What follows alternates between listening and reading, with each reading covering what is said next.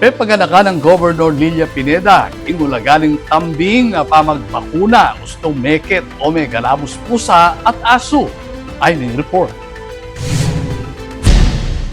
Pasibayo ng pepaganakang Governor Lilia Nanay Pineda, ingulaga ng tambing nga pamagpahulustong meket o megalamos aso at pusa, kayag naning alagang nanay Preventive Healthcare Program Medical Mission, King Lubao Gym inyong Biyernes, August 22. Panabili ng Pineda ng tambing muntaking pekamalapit na District Hospital ustong meket aso o pusa. Peka panabili na nalaring pengari na di ng prioridad andyang rin mga timong sugat iba't karing amanwa na animalis uling makamateing rabies nung etambing ayagapan. Nanong pinin dapat gawan? Munta agad king pekamalapit na District Hospital at Rural Health Center.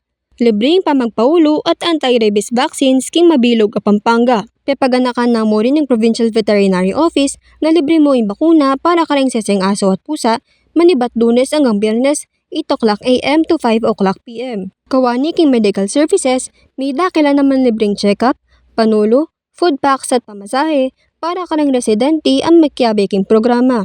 Ako ilay kagambawa ng News Force Pampanga, Palitang Tutu, King Balen, Susuyo.